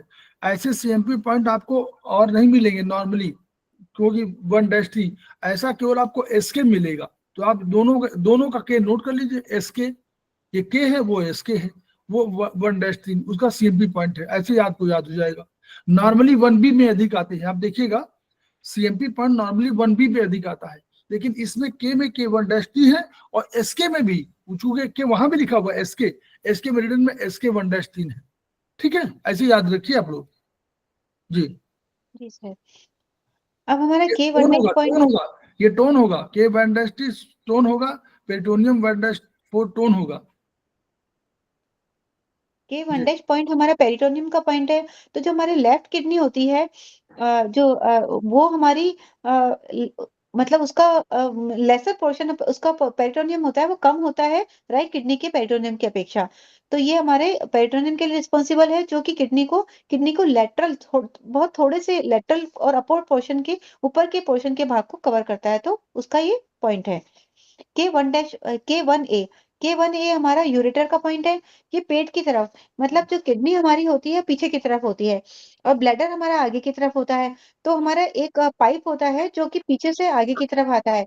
तो ये आगे वाले एरिया का यूरेटर का पॉइंट है कि अब इसमें जब किडनी कई कई बार किडनी स्टोन हो जाता है और उसका बहुत भयंकर पेन होता है। तो ये पाइप बहुत छोटे होते हैं और किडनी स्टोन अगर स्टोन उसमें हो जाता है तो जब स्टोन धीरे धीरे आगे खसकता है तो बहुत पेनफुल होता है। तो ये अनबियरेबल पेन होता है, तो इसमें हम K1-3 और K1A दोनों हम यूज कर सकते हैं। दोनों पॉइंट को हम यूज करेंगे क्योंकि वो यूरेटर का पॉइंट है और K1A हमारा ये भी यूरेटर का पॉइंट है। तो हम ये दोनों पॉइंट इसमें यूज करेंगे। फिर नेक्स्ट पॉइंट है हमारा K1B हमारा सुप्रा रीनल एड्रिनल का पॉइंट का सुप्रा एड्रिनल रीनल एड्रिनल का पॉइंट है। ये एड्रिनल ग्लैंड का नर्वस सिस्टम का सिंपैथेटिक नर्व का पॉइंट है। इसका इनर्वेशन यहाँ लिख रखा है एड्रिनल ग्लैंड पर होता है और जो मूत्र नली का पेट का भाग है जो हमने ऊपर देखा था K1A में है, वहां इसका इनर्वेशन है। और ये एड्रिनल हम जानते हैं एड्रिनल एड्रिनल ग्लैंड हमारे कई तरह के सिक्रेशंस करती हैं जो हमने बीएचपी में पढ़ा हुआ है। तो उसके ये सिक्रेशंस को भी बढ़ाता है। तो अगर ये बहुत थकान अगर बहुत थकान हो तो K1B को भी आप टोन कर सकते हैं, क्योंकि एड्रिनल ग्लैंड के स्रावों को बढ़ाएगा ना ये। एड्रिनल माने क्या है हमारा? एड्रिनल ग्लैंड का अर्थ क्या है? फाइट और फ्लाइट। यस, फाइट और फ्लाइट। तो K1B टोन कर दीजिए अगर बहुत थकान लग रही है, इसका मतलब कि वो स्राव कहीं कम हो रहा है। और इसका किडनी वाला हम लोग एड्रिनल ग्लैंड किडनी के ऊपर होता है ना, तो इसलिए इसको हम लोग वहां भी यूज करते हैं। यांग यांग डिफिशियंसी। चलिए आगे। K2 पॉइंट हमारा नेफ्रॉन पर काम करता है। ये हमारा किडनी के सेल को किडनी के जो हमारे सेल होते हैं उनको हम नेफ्रॉन के नाम से जानते हैं। इसमें अलग अलग भाग होते हैं। तो ये पॉइंट हमारा रीनल मेडुला जो अंदर का भाग होता है उसके ऊपर काम करता है, जो पिरामिड्स पे के ऊपर काम करता है। उसके अंदर जब हम किडनी की बनावट देखते हैं तो अंदर पिरामिड्स बने होते हैं, तो उस पर ये काम करता है। और पेपिला यानी कि नेफ्रॉन में यूरिन छनने के बाद में पेपिला के थ्रू फिर रीनल पेल्विस में आके यूरेथ्रा में यूरिन इकट्ठा होता है। तो उस तरह से ये पेपिला पर भी काम करता है। तो रीनल मेडुला पे काम करेगा, फिर ये रीनल पिरामिड्स पे काम करेगा और ये पेपिलास पर काम करेगा। और ये इसका जो इसका होता है, इसका एक प्याले के आकार का होता है। इसका जो स्ट्रक्चर होता है एक प्याले के आकार का होता है। और स्पेशल नोट में लिख रखा है इस बिंदु पर अगर ऊर्जा की कमी है तो अगर इसका मतलब है किडनी में स्टोन या पथरी है, तो हम उससे जान सकते हैं कि ऊर्जा की हम या तो हम इंफ्लुएंस लेके या डॉक्टर वॉल ने जो डर्मेट्रॉन की मशीन बनाई थी उससे वो पता कर सकते हैं कि ऊर्जा की कमी है या हम लोग तो इसको इंफ्लुएंस से जान सकते हैं। तो अगर देखिए, स्टोन या पथरी है एक और चीज आप लोग यहीं पे समझ लीजिए। किडनी जो है जल तत्व का निर्माण करती है। ठीक है, अब कोऑर्डिनेट करिएगा आयुर्वेद और दो इसको भी, चाइनीज को। वहां कहते हैं कि हर तत्व की अपनी ऊर्जा है, लेकिन सारे तत्व एक साथ मिले हुए हैं। तो अगर मान लीजिए अग्नि में है, तो क्या अग्नि में जल नहीं होगा? क्या पृथ्वी में जल नहीं होगा? सब में जल होगा ना। सारे तत्व तो एक जुड़े हुए हैं उनसे। तो यानी सब तत्व में कोई ना कोई अंश है। तो किडनी में भी जल तत्व का नियमन करती है, लेकिन उसमें भी अग्नि होगी। अगर ऊष्मा नहीं हो तो कैसे ऊर्जा दे रही है? तो ऊर्जा तो वो भी दे रही है। तो ऊष्मा तत्व भी है, उसी तरह हार्ट में जल तत्व भी है। भले वो अग्नि का हो चाइनीज के हिसाब से, भले वो अग्नि तत्व का रिप्रेजेंट कर रहा हो, उसमें भी जल तत्व है। दोनों के बैलेंसिंग से होता। तो अगर कभी किडनी में किडनी गर्म होने लगी, तो किडनी गर्म होगी तो क्या होगा? मुहासे हो जाएंगे। इसलिए मुहासे वाले पॉइंट में K2 से डेट करते हैं हम लोग। जल तत्व की कमी होगी, उष्मा अधिक हो जाएगी, तो वहां मुहासे हो जाएंगे, रिप्रेजेंट वहां करेगा। ठीक है, तो उसको K2 को हम लोग नॉर्मली सिंगल पॉइंट पे सेडेशन है ना मुहासे में। तो ये चलिए आगे आगे K2।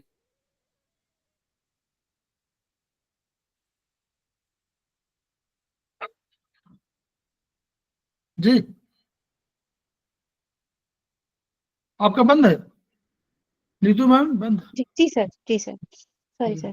K2A हमारा रीनल मेडुला का पॉइंट है, ये हमारा अंदरूनी भाग का पॉइंट है। तो अगर किडनी में कहीं पे इन्फ्लेमेशन आ रही है बहुत ज्यादा, तो हम K2A पॉइंट को यूज करेंगे, वो रीनल मेडुला के कारण आ रही है। मेडुला और कॉर्टेक्स 2 पॉइंट आप लोग जानते हैं सब ना? जी सर। कॉर्टेक्स बाहर का, जी बाहर सर। कॉर्टेक्स है, कॉर्टेक्स बाहर का है, मेडुला अंदर का भाग है, इसलिए रीजनल ठीक है। मेडुला की बात कर रहे हैं, मेडुला के अंदर की। ठीक, चलिए। तो हम देखते हैं कि जब हम इन्फ्रेंस लेते हैं तो हमें पता चलता है, अगर हम इन्फ्रेंस लेना जानते हैं तो K2A पर अगर हम इन्फ्रेंस लेते हैं तो ऊर्जा अगर अधिक आ रही है वहां पर, तो इसका मतलब है कि कहीं कहीं ना कहीं से हमारे टॉन्सिल्स से हमारे पॉइजन विषीकरण आ रहा है, पॉइजन हो रहा है, तो उससे किडनी हमारी प्रभावित हो रही है। तो हम ये K2A पॉइंट से हम ये पता लगा सकते हैं। फिर नेक्स्ट है K2A पर अगर दोनों तरफ ऊर्जा की अधिकता है, तो इसका मतलब है कि इन्फ्लामेशन कंडीशन है, उसमें किडनी में इन्फ्लामेशन हो रही है।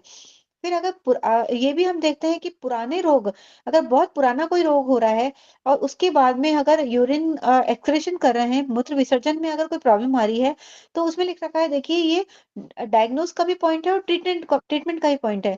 तो हम इस पॉइंट से डायग्नोस भी कर सकते हैं और ट्रीटमेंट भी कर सकते हैं कि अगर पुराने रोग के बाद में अगर मूत्र विसर्जन में कोई प्रॉब्लम आ रही है तो।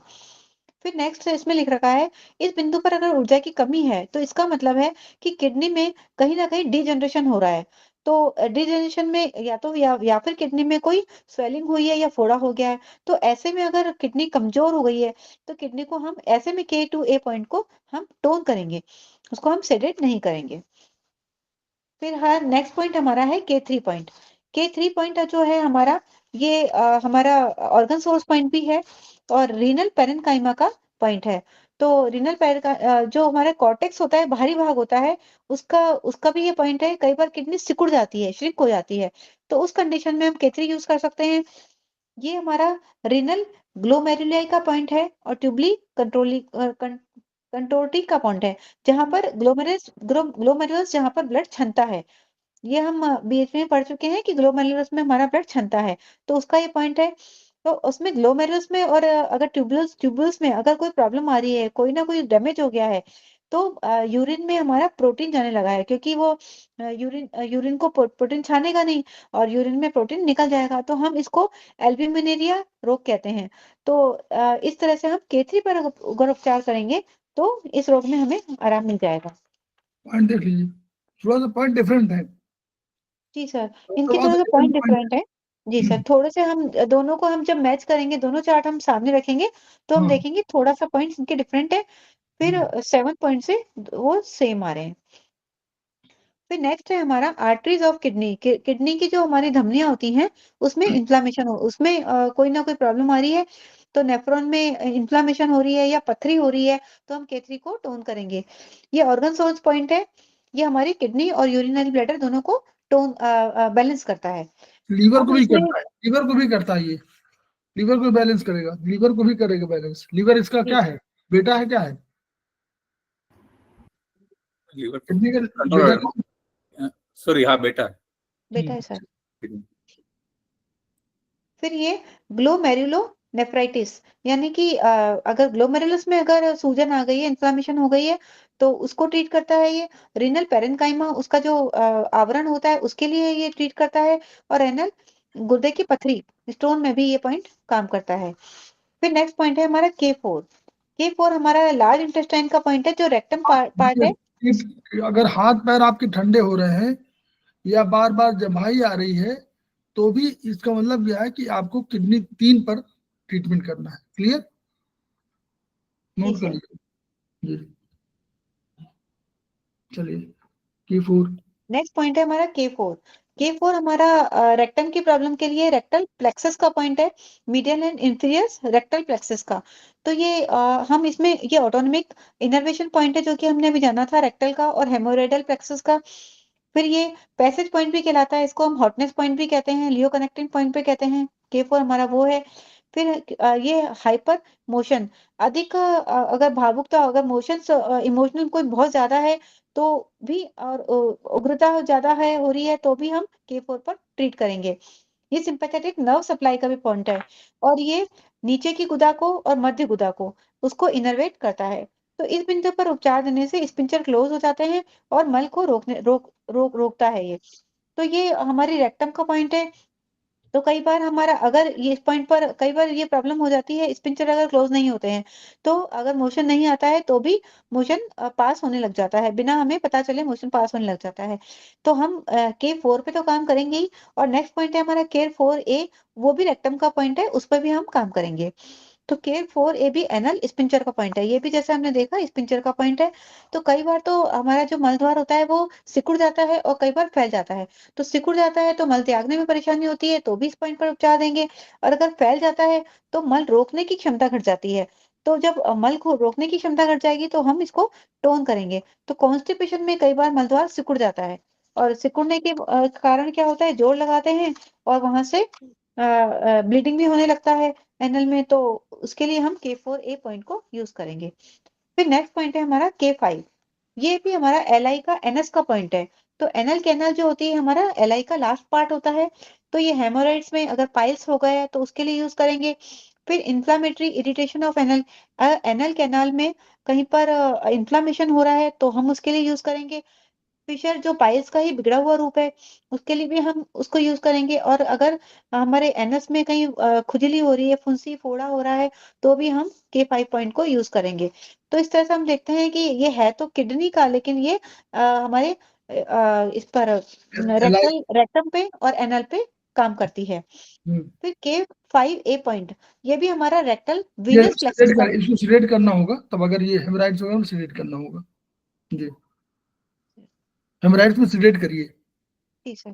रेक्टल वीनस प्लेक्सस का पॉइंट है, जो रेक्टम के वीनस फ्लो को बैलेंस करता है। K5 हमारा रेक्टम के वीनस फ्लो को बैलेंस करता है। K6 हमारा मोस्टली सेडेड होता है, ये भी रेक्टम का पॉइंट है।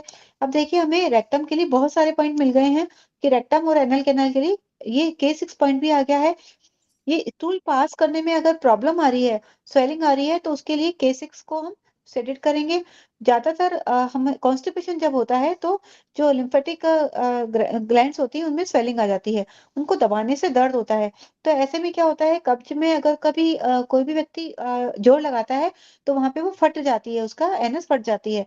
तो उसके लिए हम K6 पॉइंट को यूज करेंगे। तो रेक्टम में अगर कोई मस्सा निकल गया हो, वहां पर हेमोरेड्स हो गए हों, तो उसके लिए हम केसेस को यूज करेंगे। या कहीं पे इन्फ्लामेशन हो गई है, वहां पर एनल कैनाल में इरिटेशन हो रहा है या इन्फ्लामेशन हो रही है, तो भी हम केसेस को यूज करेंगे। और फिशर जो कि पाइल्स का बिगड़ा हुआ रूप है, तो भी हम केसेस को यूज करेंगे। और अगर कहीं खुजली फुंसी फोड़े हो रहे हैं तो भी हम केसेस को यूज कर सकते हैं।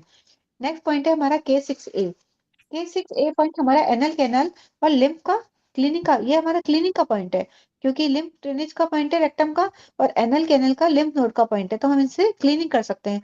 तो कहीं पे सूजन हो जाता है या ब्लॉकेज हो जाए, रुक जाए कहीं पर, तो इसे ये K6A को हम यूज करेंगे। तो अगर हमारे एनल कैनाल में या मलद्वार में लसी का गांठें बन जाए, इन्फेक्शन हो जाए, तो उसके लिए ये इंपॉर्टेंट पॉइंट है। फिर ये बुक में लोकेशन बताइए, ये हमारी TCM की लोकेशन है और ये वाली लोकेशन सेम लोकेशन है। फिर नेक्स्ट पॉइंट है हमारा K7 हमारा ब्लड के लिए पॉइंट है। तो ब्लड के लिए हम जानते हैं कि अगर ब्लड में कोई खराबी आई है, तो हमने पहले भी पढ़ा था कि हम 4 पॉइंट इसके लिए और यूज कर सकते हैं, PN6, SP6, लिवर 5 और K7। ये चारों पॉइंट हमें ब्लड के लिए, ब्लड की केमिस्ट्री में के लिए काम करते हैं। ब्लड कम बन रहा है या ब्लड में कोई प्रॉब्लम है, तो हम इन पॉइंट पर उपचार देकर भी ट्रीटमेंट कर सकते हैं। ये टोनिफिकेशन पॉइंट है किडनी का K7। अगर किडनी कमजोर हो गई है तो भी हम, जैसे हम K3 को टोन करते हैं, वैसे हम K7 को भी टोन कर सकते हैं। रात्रि में पसीना आएगा तो भी हम इस पॉइंट पर उपचार देंगे। अब ये किडनी यांग के फंक्शन को भी ये मेंटेन करती है। तो ये इंपॉर्टेंट पॉइंट है, सिंगल पॉइंट से हम उपचार कर सकते हैं। अगर किडनी यांग की प्रॉब्लम है तो K7 को अगर हम टोन करेंगे तो हम उसके अच्छे रिजल्ट पा सकते हैं। के 8 पॉइंट हमारा बहुत इंपॉर्टेंट पॉइंट है। ये 3 इन क्रॉसिंग पॉइंट बोलते हैं इसे। मतलब यहाँ पर किडनी, लिवर और स्प्लीन, 3 मेरिडियन यहाँ पर मिलती हैं। तो जब 3 मेरिडियन यहाँ पे मिलती हैं, जब भी हम कहते हैं चौराहा, तो चौराहा जो होता है वो बहुत इंपॉर्टेंट हो जाता है। तो यहाँ पे एनर्जी बहुत ज्यादा मात्रा में होती है, और गायना प्रॉब्लम में भी हम इस पॉइंट को यूज कर सकते हैं। और ईओवी में जो हम एक्स्ट्रा ऑर्डिनरी वेसल सेमेस्टर 4 में हम पढ़ेंगे, तो उसके लिए भी ये इंपॉर्टेंट पॉइंट है। ये जी क्लेफ पॉइंट के रूप में हमें मिलता है ये पॉइंट। तो इस मैडम पॉइंट को हम SP6 भी सेम है ना, वहाँ पे भी तीनों क्रॉस होते हैं ना, SP6 जी जी जी जी SP6 किडनी पे लिवर है। एंड जी स्प्लीन। हाँ, जी जी। तो क्योंकि यहाँ किडनी मैम लिवर और तीन स्प्लीन कौन का कौन से मीटिंग बताया पॉइंट आपने? है। किडनी, लोकेशन लिवर और देखिए, अब देखिए स्प्लीन, तो इनकी लोकेशन ऑलमोस्ट सेम ही है। सेम। जी तीनों की सेम आएगी K8 पर। किडनी, लिवर और कौन सा ma'am? Liver, spleen. Kidney liver and spleen. Spleen. Sir spleen, जी सर। फिर नेक्स्ट पॉइंट है हमारा K10A। तो K10A हमारा एड्रिनल, जो एड्रिनल ग्लैंड में मेडुला होता है, जो अंदर का भाग होता है, उसका पॉइंट है। इसी तरह से K10B हमारा बाहर का कॉर्टेक्स का, जो हमने कहा था सुप्रारीनल कॉर्टेक्स का पॉइंट है। तो दोनों आ गए, ये मेडुला का भी आ गया हमारा, और कॉर्टेक्स का भी ये पॉइंट हमारा आ गया। फिर K19 जो पॉइंट है हमारा रीनल रामी ऑफ वेगस। तो वेगस की एक शाखा जो किडनी तक जाती है, उसका ये पॉइंट है। तो ये पैरासिम्पैथेटिक ब्रांच है रीनल प्लेक्सस की। तो इसके लिए K19 को हम यूज करते हैं, तो ये अच्छा पॉइंट है। और ये हमारे किडनी और एड्रिनल ग्लैंड को इनर्वेट करता है। तो और एड्रिनल ग्लैंड में जो स्राव होते हैं, सिक्रेशंस होते हैं, उनको ये घटाता है, कम करता है। फिर नेक्स्ट पॉइंट है हमारा K20 हमारा कोलिक रामी का वेगस का पॉइंट है। तो ये हमारा पैरासिम्पैथेटिक ब्रांच है इसकी, कोलिक प्लेक्सस की। ये डायबिटीज के लिए गुड पॉइंट है। तो इसको हम आगे जानते हैं कि किस तरह से डायबिटीज में काम करता है। ये हमारे बहुत सारे हमारे एब्डोमेन के बहुत सारे ऑर्गन्स को इनर्वेट करता है। Spleen, pancreas, duodenum, small intestine, large intestine, और उसका डियोडनम का हमारा ट्रांसफर्स कॉलन, लिवर और गॉल ब्लैडर। तो इन सबको ये इनर्वेट करता है। और इस पॉइंट पर अगर हम उपचार करते हैं, तो ये हमारे पैनक्रियाटिक जूस और हार्मोन इंसुलिन को, उनके सिक्रेशन को बढ़ाएगा।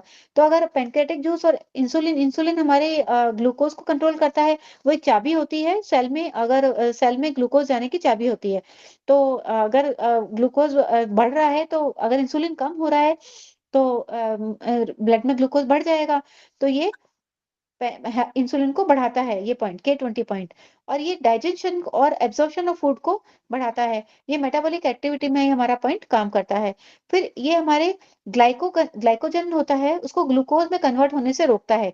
जो लिवर में हमारा ग्लाइकोजन इकट्ठा होता है, अगर वो ग्लूकोज में कन्वर्ट हो जाएगा जल्दी से, तो फिर ब्लड में ग्लूकोज की मात्रा बढ़ जाएगी। तो ब्लड में ग्लूकोज की मात्रा बढ़ेगी तो डायबिटीज हो जाएगी। तो ये उस K20 पॉइंट को हम यूज करके डायबिटीज में हम यूज कर सकते हैं इस पॉइंट को। अब ये तो एक डायबिटीज बहुत वाला अच्छा पॉइंट पॉइंट है। नोट कर लीजिए आप लोग, ये भी उसमें जो पहले नोट किए हैं पैंक्रियाज वगैरह के। जी फिर K21 हमारा हैप्टिक रामी का वेगस नर्व का पॉइंट है। ये लीवर से जुड़ा हुआ है। तो हैप्टिक हम लीवर को जानते हैं, लीवर से जुड़ा हुआ है। लीवर की वेगस नर्व की लीवर की शाखा है ये पैरासिम्पैथिक ब्रांच का पॉइंट है ये। तो ये हमारे लिवर को, गॉल ब्लैडर को, स्प्लीन को, पैनक्रिया को, इन सबको ये इनर्वेट करता है, और लिवर और गॉल ब्लैडर को ये वितरण करता है। तो इसमें हम देखते हैं कि जो K20 पॉइंट में हम देखते हैं कि मैंने बता दिया है सारा कि कभी कभी हम मीठा नहीं भी खाते हैं तो भी ग्लूकोज बढ़ जाता है। क्यों बढ़ता है? क्योंकि ग्लाइकोजन ग्लूकोज में कन्वर्ट होके या तो शुगर बढ़ जाती है, तो K20 इसको रोकता है। ये पॉइंट इंसुलिन का भी पॉइंट है, उसका सिक्रेशन करेगा। तो इस तरह से डायबिटीज के लिए K20 पॉइंट बहुत अच्छा है। सर ये आगे जो इम्पोर्टेंट नोट्स है ये बताने हैं क्या? आगे पढ़ लीजिए आप लोग। ये वाला देखिए, ये सेकंड वाला है। ये जो पीछे वाला है, जी सर। ये क्लोराइड हाँ नाम सर, बेंजोएट।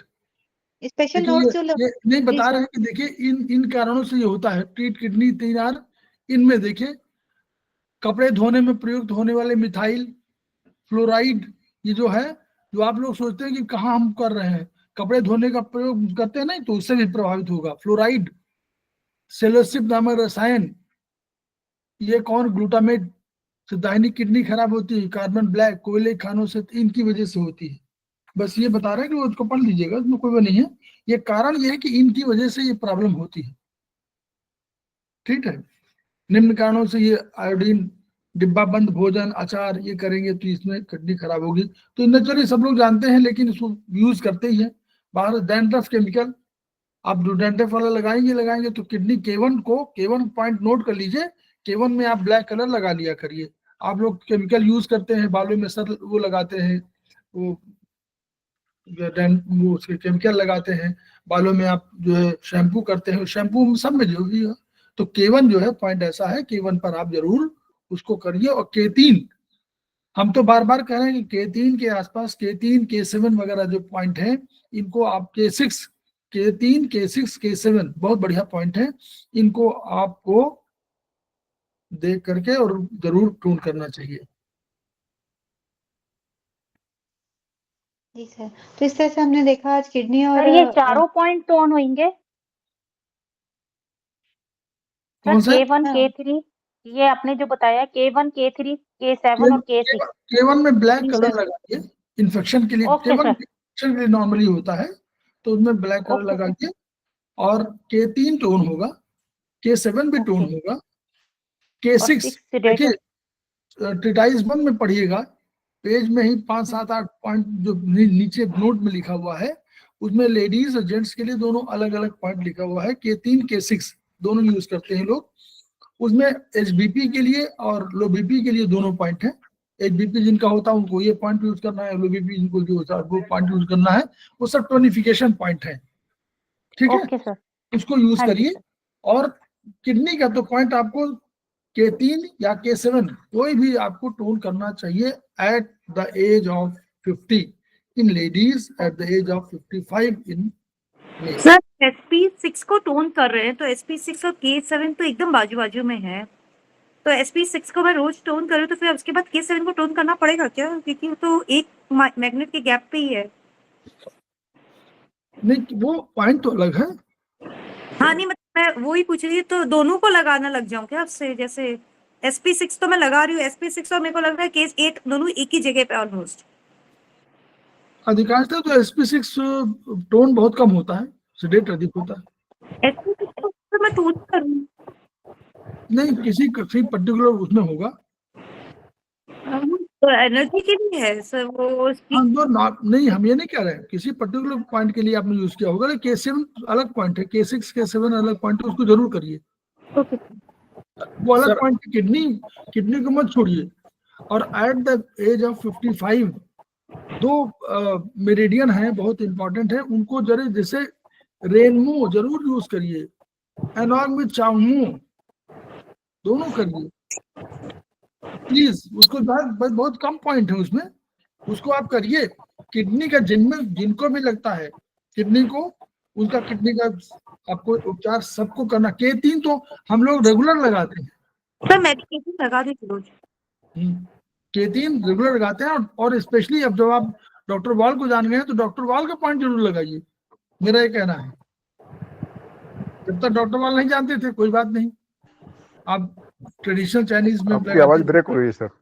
सर अभी आपने दोनों कौन सी मेरिडियन का नाम सर लिया आपकी है? आवाज नहीं आ रही, रेनका ब्रेक और हो रही है दूसरी आवाज। मेरिडियन? मेरी हेलो? ब्रेक हो रही अब आ रही आ है? रही है सर, आ रही है। सर अभी आपने अब आ रही दो है, सर। कौन कौन सी मेरिडियन का नाम लिया? एक तो रेन का नाम लिया है, दूसरा रेनमो चांगमो। चंगमो।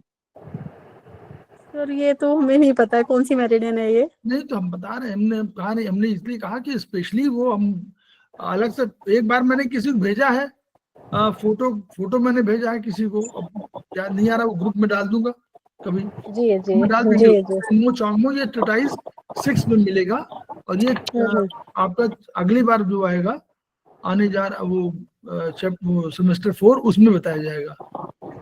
सर रेन तो मैंने पढ़ा है पर ये चौमो नहीं पढ़ा। उसी के आगे है, जी रेनमो के बाद चांगमो जी जी।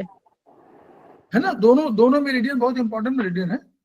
और आप लोग वो ट्रेटाइज 7 में जो चैप्टर है 18 है नित्युजन, जिसमें 8 वो एक्स्ट्राऑर्डिनरी ऑर्गन है। जी सर, 6 या कितने 6? ट्रेटाइज 6 में है सर। हाँ नहीं 7 में है, 7 में है। ट्रेटाइज 7 में चैप्टर 18 या 16 17 में है। हाँ वो हाँ, जी चैप्टर जी जरूर सर। पढ़िए आप लोग। जी सर। वो उसमें ऐसा है जो हम लोग अभी ऑर्गन नहीं बता रहे हैं, उसमें 3-4 ऑर्गन ऐसे हैं, 5-6 ऑर्गन, 6 ऑर्गन, उसमें ब्रेन को भी एक ऑर्गन माना गया, यूट्रस को एक ऑर्गन माना गया है, उसमें आपको वेसल्स को ऑर्गन माना गया है, ठीक है, उसमें हाँ बोन सर, मैरो आपने को, बताया था पिछली बार 2-3 चैप्टर पढ़ाए भी थे आपने। हाँ वो पढ़ाए जी गए सर। हैं, वो है जी कहीं सर। पे जाएंगे उसमें, मतलब लेकिन वो खोजने में वही लगता है कि कौन खोजे, वो सेमेस्टर 2 या 3 में मिल जाएंगे आपको, स्पेशली उसको पढ़िए जरूर, बहुत इंपॉर्टेंट पॉइंट है, उससे समझ में आ जाएगा कैसे कैसे लीवर, क्यों लीवर जिम्मेदार है यूट्रस के लिए, क्यों किडनी जिम्मेदार है यूट्रस के लिए, ठीक है। जी जी जी। और अभी जो आपका वो चार्ट उस दिन मांगा था मैडम ने, किन्हीं मैडम ने चार्ट मांगा तो चार्ट डाल दिया गया है, याद है? हाँ सर, मैंने मांगा था फिर। हाँ तो चार्ट डाल दिया है, आपने पढ़ा देख लिया सर, मैंने देख लिया।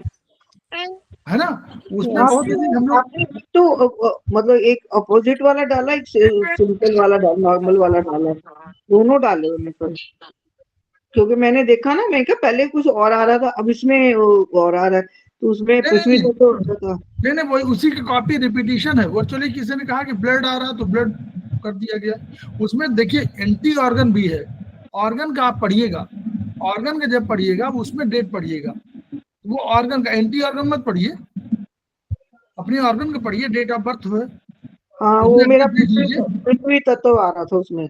हाँ तो उसमें देख लीजिए, अपना वाला देख लीजिए, और अपने अपने बारे में जान लीजिए कि आपका कौन सा बर्थ ऑर्गन है, तो बर्थ ऑर्गन जान जाएंगे तो उसमें बर्थ ऑर्गन की स्पेशलिटी जो है आप टेटाइस 7 में पहले पढ़िए, उसी में आगे लिखा होगा, उसमें कि लीवर में होगा तो क्रोध आएगा, गालब्लैडर होगा तो अचानक क्रोध आएगा, किडनी होगी तो आपके लोअर एराफाइसिस की सब प्रॉब्लम आएंगी, या तो प्रॉब्लम आएंगी या बेस्ट होगा, लीवर आपका बहुत बढ़िया होगा तो सबसे अधिक उत्कर्ष देगा, जैसे वहां बृहस्पति देता है, याद है, वो बोलते हैं बृहस्पति आपका एग्जाल्टेड है तो आप बहुत बढ़िया Yes, sir. उन्नति करोगे, यहाँ हमारे लीवर अगर एग्जाल्टेड है, लीवर बैलेंस है, तो आपको लीवर प्लानिंग, बेस्ट प्लानर है, बेस्ट सेनापति है, बेस्ट प्लानर है, बेस्ट सेनापति है, आप सोचिए, डिटॉक्सिफिकेशन के लिए सबको मार डालने, अगर हमारा सेनापति कमजोर हो जाए तो चाइना हमारे अंदर आ जाएगा, दिल्ली में नहीं, पाकिस्तान आ जाएगा यहीं पर, तो मेरा कहना यह कि अल्टीमेटली हम इनकी बात कर रहे हैं कि कोई भी जो डिफेंस का है सबसे बड़ा तो वो ऑर्गन होगा, सेनापति है, दूसरा प्लानर है, बेस्ट प्लानर है, बैलेंस होना चाहिए उसको, तो इसलिए जिनके पास है किडनी है, किडनी बैलेंस रहेगी तो रूट ऑफ द लाइफ है, स्प्लीन आपकी बढ़िया है तो स्प्लीन क्या है, पोस्ट, जिसको पोस्ट क्या बोलते हैं, जो जन्मजात के बाद जन्मजात ऊर्जा तो आती है किडनी में, और ये जो है क्या कहते हैं, पोस्ट हेवन एनर्जी की कंट्रोलर है, उसी तरह लंग्स आपका ठीक है तो डिफेंस का, वो भी तो डिफेंस का ऑर्गेनाइजेशन है, वो ठीक है, बैलेंस, हार्ट है बैलेंस तो जॉय एंड हैप्पीनेस दोनों का वो है, लेकिन अगर वही नाराज हो, मतलब बैलेंस नहीं हुआ तो वही आपको प्रॉब्लम क्रिएट कर देगा। पेरिकार्डियम मंत्री है, मंत्री है, मंत्री माने क्या हुआ, राजा के बिल्कुल बगल में बैठा हुआ है, सेनापति से वो है, लेकिन पेरिकार्डियम आपकी रक्षा करेगा, पहले राजा को चोट नहीं आने देगा, पहले पेरिकार्डियम मंत्री है वही रक्षा करेगा, जब पेरिकार्डियम प्रभावित हो जाएगा, इसलिए आपको नॉर्मली बीपी वगैरह में, आपको लो बीपी वगैरह में क्या पेरिकार्डियम का ट्रीटमेंट करते हैं, और लो हाई बीपी में भी अधिकांशतः लीवर वगैरह का ट्रीटमेंट करते हैं, हार्ट का ट्रीटमेंट बहुत बाद में होता है चाइनीज में, तो इस तरह सब ऑर्गन है। ट्रिपल वार्मर आपका क्या है, एग्जीक्यूशन के लिए बहुत जिम्मेदार है, और वही उसको हम लोग एंडोक्राइन बोल दिए, तो नेचुरली ब्रेन नर्वस सिस्टम के बगल में बैठा हुआ है। गालब्लैडर आपका सर में ताज है, तो वो आपको यहाँ के सर के लिए कोई प्रॉब्लम होगी, ब्रेन के लिए वो करता है। यूबी ब्रेन बैक में जाती है, जैसे ये नहीं समझ रहा कि जैसे इसमें यांग दिखा रहा है मेरा, जैसे ना अर्थ में यांग दिखा रहा है 9 अप्रैल से 7 मई तक है ना, तो उसमें 24 अप्रैल आता है, तो उसमें मतलब इसको रीड कैसे करना है, मतलब यांग दिखा रहा है उसमें वो ना, तो जो अरे यांग और इन दो आपके पास है, जिस अगर मेटल में है तो मेटल का इन यांग दोनों जोड़ लीजिए, उसमें लिखा हुआ है, आप कैसे पढ़ रही हैं, उसमें लिखा हुआ है, और गालब्लैडर होगा या यूबी होगा, या आपका लीवर होगा, बिल्कुल लिखा हुआ है। स्टमक में आ रहा है सर वो।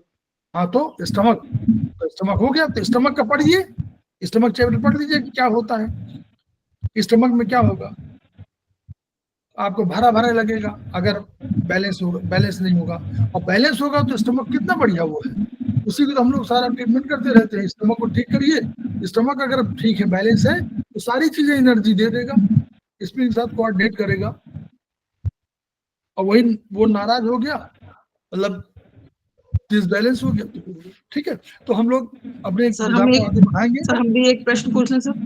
तो मेरा भी एक क्वेश्चन था। सर किडनी एसेंस को कितने दिन तक लगातार लगा सकते हैं सर? बस ये प्रश्न है सर। ये कभी नहीं कहा लगातार मत लगाइए, आप रोक रोक के लगाइए। अब 3 दिन हो गए अगर पेशेंट को, और वैसे वो एक्चुअल में पेशेंट आईसीयू में है सर, एडमिट हो गए एक्चुअल में वो, तो किडनी एसेंस लगे हुए हैं, तो हटवा दें क्या सर? हटवा दीजिए, उनको हटवा दीजिए, अब मत लगाइए, वहां चले गए वहां लगाने देंगे नहीं तो मेरा हमेशा कहना है कि आप कोई मत सोचे कि किडनी एसेंस पे लगा, किडनी एसेंस, किडनी यांग, किडनी इन, किडनी की चारों लगाइए, क्योंकि इन और यांग और किडनी एसेंस तीनों एक दूसरे को कंट्रोल करते हैं। तो यानी आपको किडनी कभी इन लगाना चाहिए, कभी यांग, बैलेंस तीनों करना चाहिए, और कभी किडनी एसेंस। और किडनी क्यों को छोड़े, की माने अगर रात दिन दोनों में टेम्परेचर में कमी वो एक हो रहा है, गर्मी लग रही है तो गड़बड़, रात में सर्दी लग रही है तो गड़बड़, दिन में सर्दी लग रही तो गड़बड़। तो यानी कभी इन है प्रभावित, कभी यांग प्रभावित है, और कभी दोनों दिन रात दोनों में लग रही है, तो इसका मतलब की प्रभावित है। और उधर आपका वो बैलेंस करेगा, लीव वो किसको बैलेंस करेगा, पूरा आपके स्पाइन को। और आयुर्वेद में स्पाइन क्या है, बोन है। बोन क्या है, बिल्कुल बिल्कुल, बोन की स्ट्रांगनेस। आकाश, वायु, अग्नि, जल, पृथ्वी पांचों हैं, पांचों आ जाएंगे। वहां कहा है पूरा पूर्ण गुणशैव क्रमशः गुणश स्मृता। ठीक है सर, फिर निकलवा देते हैं सर पॉइंट वहां पे। और बोले हाँ, और किसी का प्रश्न है? Thank you sir. मेरा एक क्वेश्चन था, मैं अभी ये देख रही थी, केस 7 लीवर 5 आप और तो फ्री फैकल्टी हो, आपका क्या प्रश्न है?